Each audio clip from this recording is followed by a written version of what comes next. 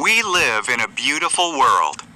Just look at the amazing things around you. Let's go back to the beginning and see what the Bible tells us about how it all began. In the beginning, God made the heavens and the earth. God moved over the darkness and said, "Light." He called the light day, and he called the darkness night. Day one, done. Then, God made a space to separate the waters above from the waters below. He called the space sky. Day two, done. God gathered the waters together and dry ground appeared. He called the ground land and the waters seas. Then he made plants like grass, grain, and trees. Day three, done. Then God made lights in the sky. He made the sun for the day, the moon for the night, and all the stars. Day four, done.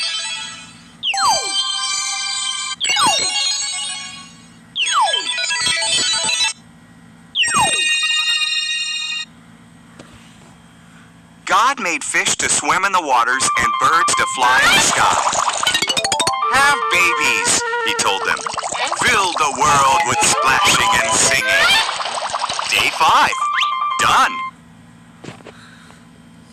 Next, God made animals. He made farm animals, wild animals, and animals that crawl on the ground. Just one more thing to make, God said. The most special thing of all.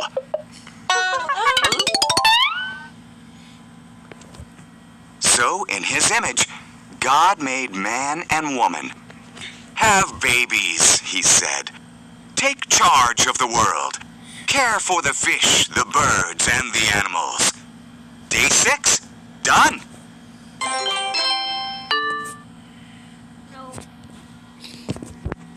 Then, God looked at everything he had made. It's very good, he said.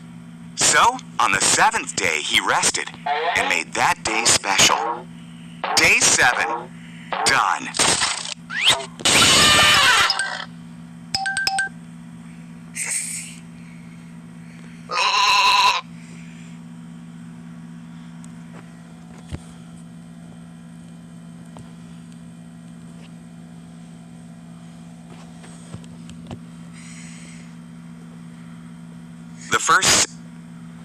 The first man and woman, Adam and Eve, lived in a beautiful garden that God made for them. But Satan came as a crafty serpent and tempted Adam and Eve. Did God say you must not eat the fruit from these trees? The serpent asked Eve. Just the tree in the middle, Eve replied. If we eat from it, we'll die.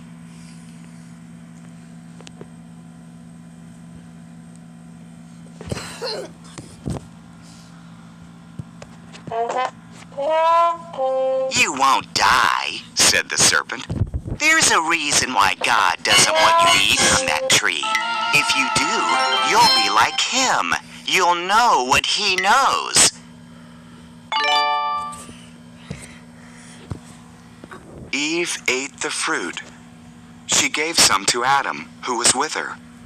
He ate it too. And at once, they knew things they had never known before.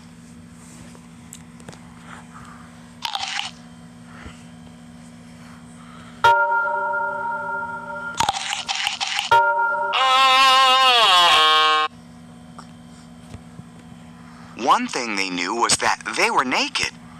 They sewed leaves together to cover themselves. They'd never felt fear or shame before, so they knew something was wrong.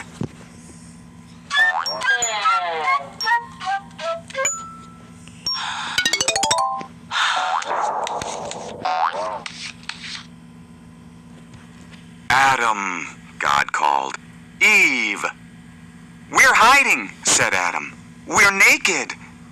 You know that because you ate from the tree, God sighed. Then Adam blamed Eve, and Eve blamed the serpent. Huh?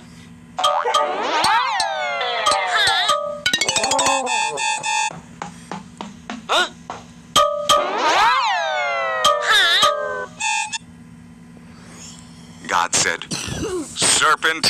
must crawl on your belly. A woman's son will defeat you. Eve, childbirth will be painful. Adam, growing food will be difficult. Then God made clothes for Adam and Eve and sent them out of the garden. He put an angel with a flaming sword there so they could not return.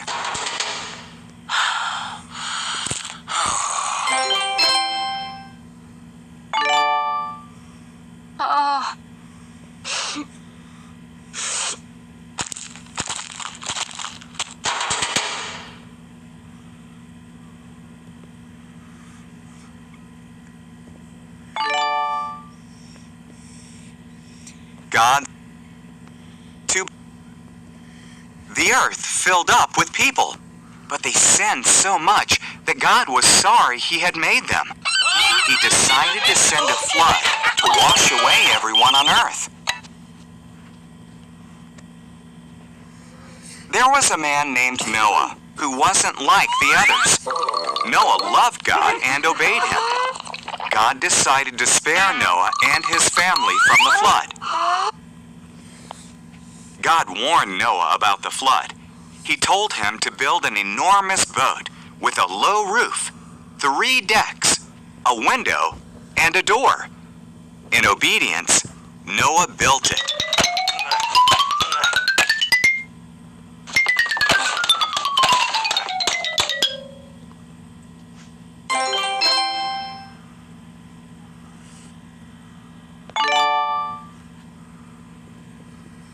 God told Noah to collect 2 of every kind of animal, 1 male, 1 female.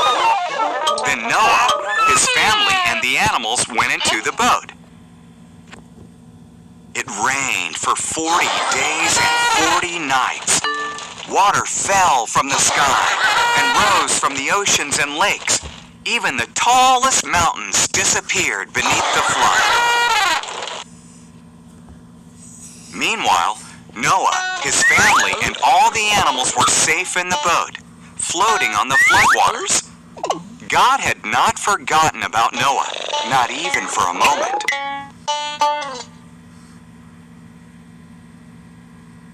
God sent a wind to blow. The waters went down. The boat rested on Mount Ararat. Noah sent out a dove. When it didn't return, he knew it was safe. When the ground was dry, God told them to come out. He put a rainbow in the sky as a promise that he would never flood the whole earth again.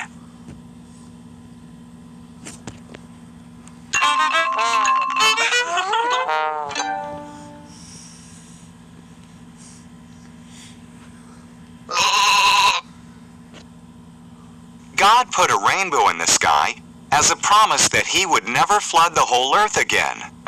True or false?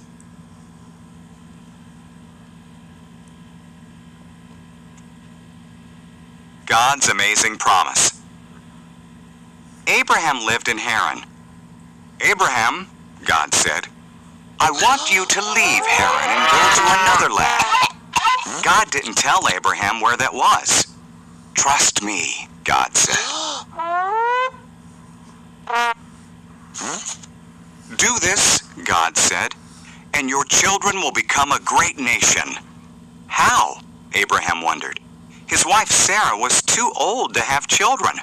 Trust me, God said. Huh? Go where I tell you, God said, and you will have more descendants than there are stars in the sky. They will bless the whole world. Trust me. So Abraham trusted God. He took Sarah, his nephew Lot, and everything they owned. He went where God told him to go. He went to the land of Canaan. When he arrived, Abraham camped at Shechem. God appeared to him. I will give this land to you and your children, God said. Abraham built an altar to God there.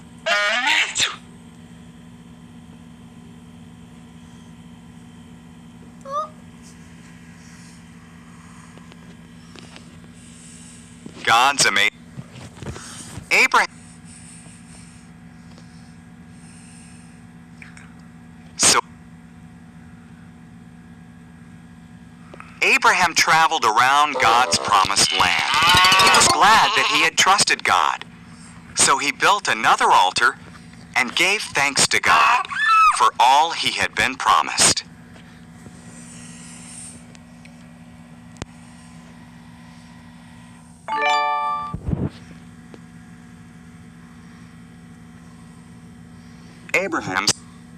God promised Abraham a son, and from that son, many descendants, who would bless the whole world. But Abraham and his wife Sarah were too old to have children.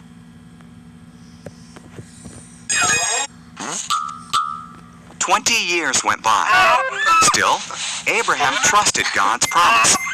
When he was 100 and Sarah was 90, God reminded them of his promise. Sarah was going to have a baby. When their son was born, Sarah was so joyful that she laughed. "God has brought me laughter," she said. So they named their son Isaac, which means he laughs.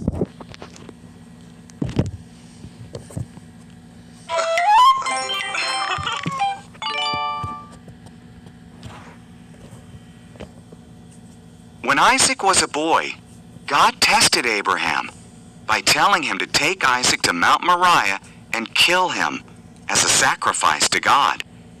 Abraham was confused, but still he trusted God.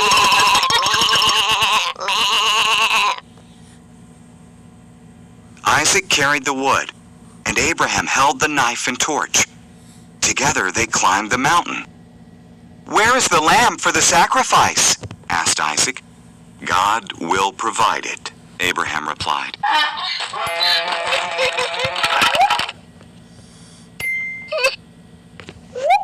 Abraham arranged the wood on an altar, tied up Isaac, and laid him on the wood. As he raised the knife to kill Isaac, an angel called his name, "Abraham!" "Don't hurt the boy," the angel cried. "God knows you trust his promise. Look, there in the bushes, a ram is caught by its horns. Sacrifice that instead."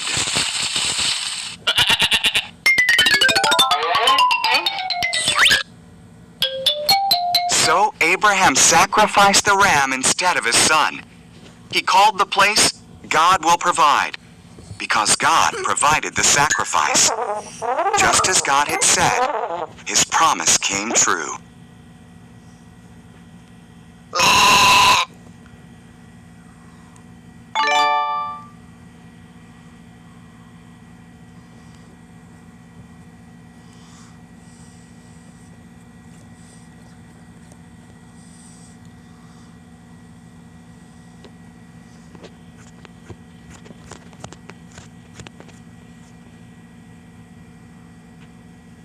Hai Nina vocês.